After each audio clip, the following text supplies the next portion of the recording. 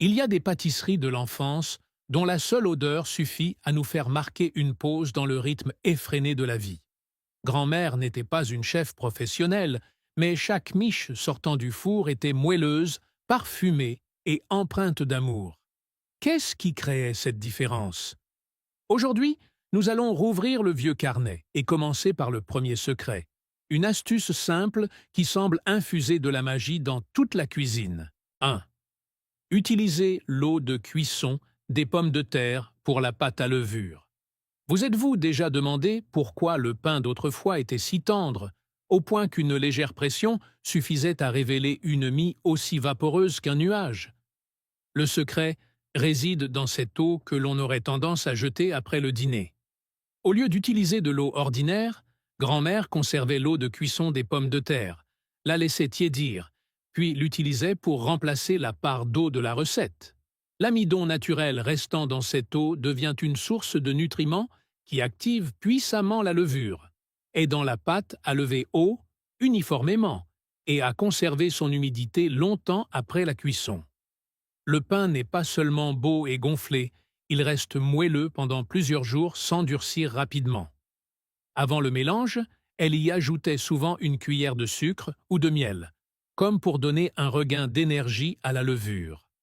Mais il y a une règle absolue à ne pas oublier. L'eau doit être seulement tiède ou froide, car une eau trop chaude tuerait instantanément la levure. Quand la miche dorée sort du four, sa croûte croustillante enveloppant une mie tendre est la preuve de cette délicatesse. Avez-vous déjà essayé de garder l'eau des pommes de terre pour votre fournée? 2. Commencez le 4 quarts au beurre dans un four froid. Il existe un type de gâteau caractéristique avec une croûte légèrement craquelée sur le dessus et une mie dense mais fondante à l'intérieur, le genre de gâteau dont l'odeur de beurre et de sucre envahit la cuisine dès la première découpe. Son secret ne réside pas dans des ingrédients sophistiqués, mais dans la méthode de cuisson. Au lieu de préchauffer le four, grand-mère plaçait le moule dans le four encore froid, puis allumait la chaleur pour que le gâteau et le four chauffent ensemble progressivement. La montée lente de la température permet à la pâte, riche en beurre et en sucre, de lever doucement, préservant une structure stable et l'humidité interne. Pendant les 45 premières minutes, il est absolument interdit d'ouvrir la porte du four, car un changement brusque de température pourrait faire retomber le gâteau, lui faisant perdre sa texture parfaite. Avant de verser la pâte, le moule était toujours soigneusement beurré et saupoudré d'une couche de sucre au lieu de farine. À la cuisson, ce sucre fond puis caramélise légèrement, créant une enveloppe dorée et croquante autour d'une mie soyeuse. C'est cette patience et ce contrôle délicat de la température qui créaient un gâteau à la fois ferme et inoubliablement moelleux. Avez-vous déjà tenté de cuire un gâteau à partir d'un four froid plutôt que préchauffé? 3. Graissez le moule à pain de maïs avec du gras de bacon. Certains plats rustiques sont liés aux repas de famille chaleureux et le secret de leur saveur inoubliable réside dans le gras conservé après avoir fait frire de la viande. Au lieu d'utiliser du beurre ou de l'huile ordinaire pour graisser le moule, grand-mère conservait précieusement le gras de viande fondue dans un bocal en verre, pour l'utiliser plus tard.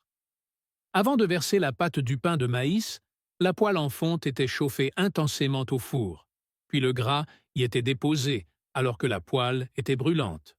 Le léger grésillement était le signal parfait d'un bon départ. Ce gras apporte un goût riche et une note fumée qu'aucune autre matière grasse ne peut remplacer. Une fois cuit, le fond et les bords du pain sont toujours brun doré et croustillants, contrastant avec l'intérieur moelleux.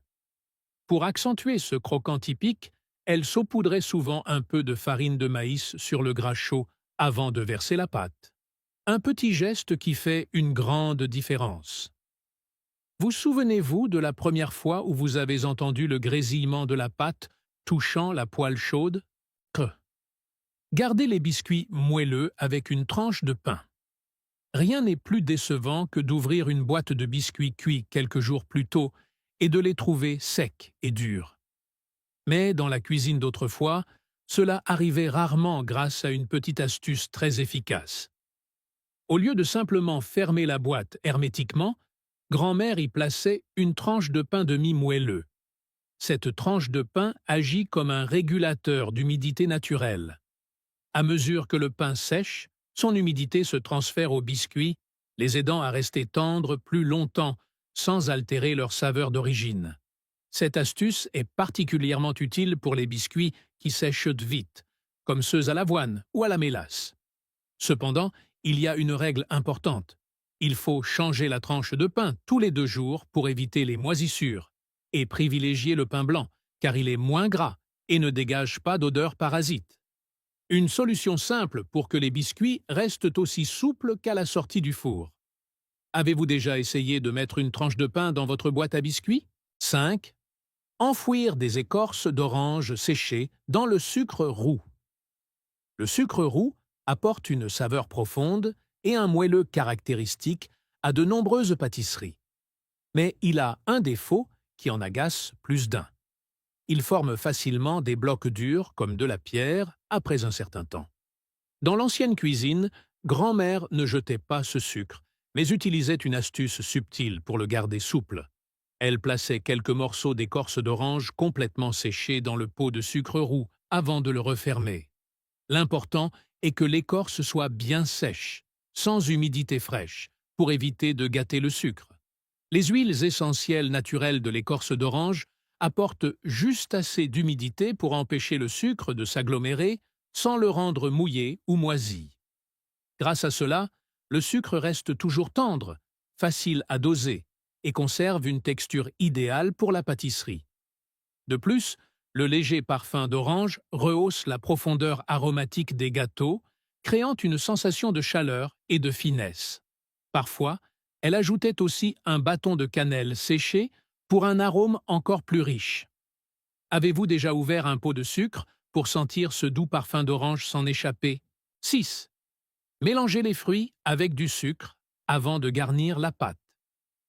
Les tartes aux fruits juteux sont toujours tentantes, mais la crainte d'une pâte détrempée au fond en a déçu plus d'un. Dans la cuisine d'autrefois, grand-mère résolvait cela par une étape de préparation apparemment mineure.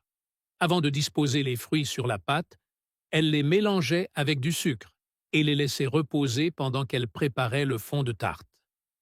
Ce temps d'attente permet au jus des fruits de commencer à sortir précocement, ce qui permet de contrôler la quantité de liquide avant la cuisson. L'excédent de jus peut être égoutté ou épaissi avec un peu de fécule de maïs pour que la garniture atteigne la consistance parfaite.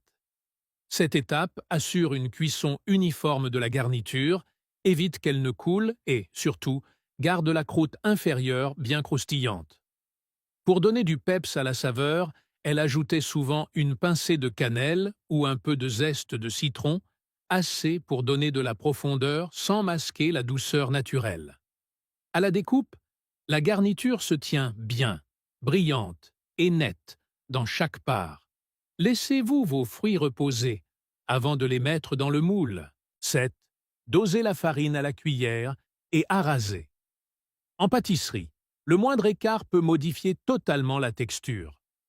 Beaucoup ont l'habitude de plonger directement la tasse à mesurer dans le sac de farine, mais cela tasse involontairement la farine, ce qui en donne une quantité supérieure à celle requise par la recette. Résultat, le gâteau devient dense, sec et plus lourd que prévu.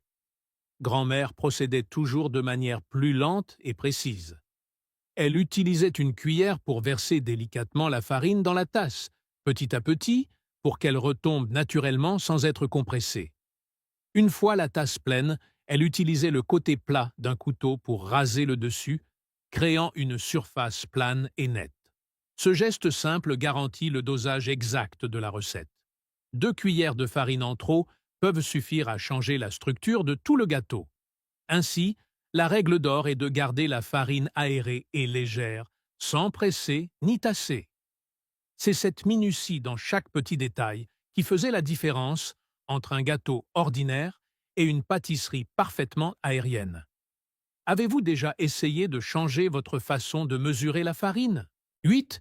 Tamiser les ingrédients secs.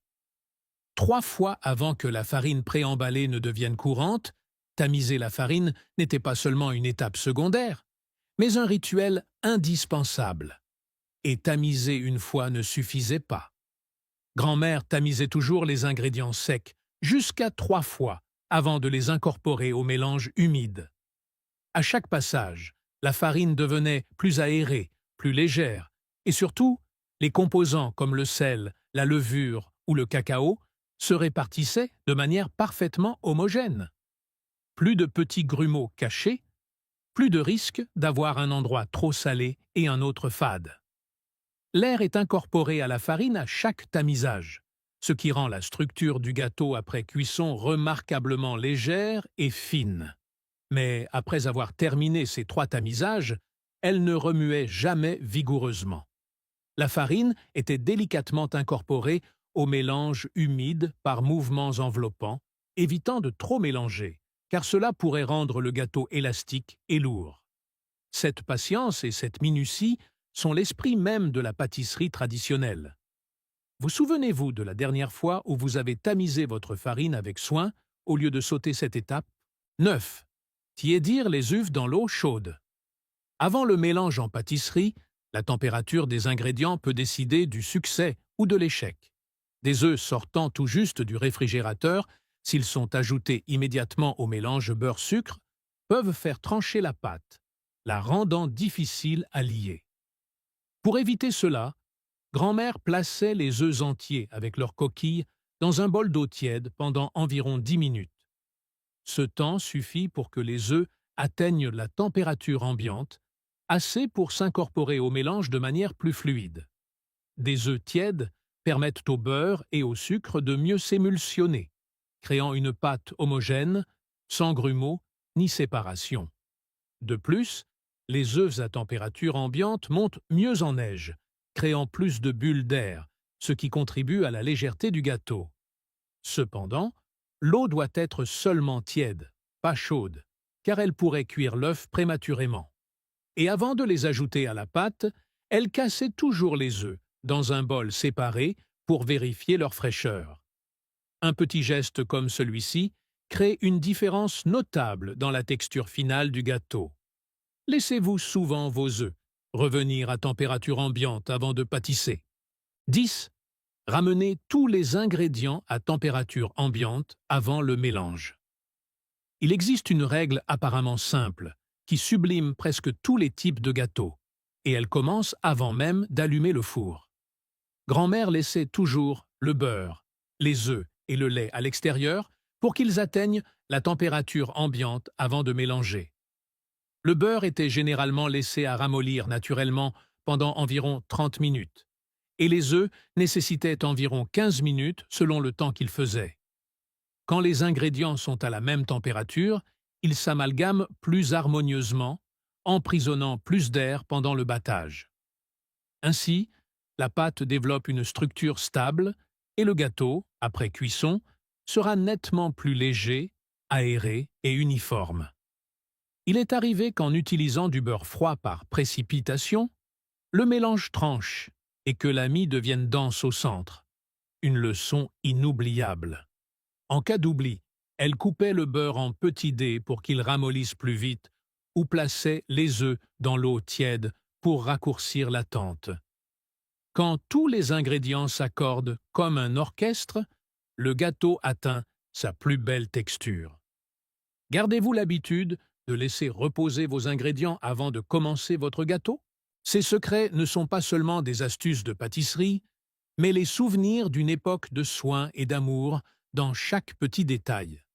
Si vous souhaitez continuer à découvrir ces saveurs nostalgiques, n'hésitez pas à aimer la vidéo et à vous abonner à la chaîne pour que nous préservions ensemble ces choses que l'on croit perdues.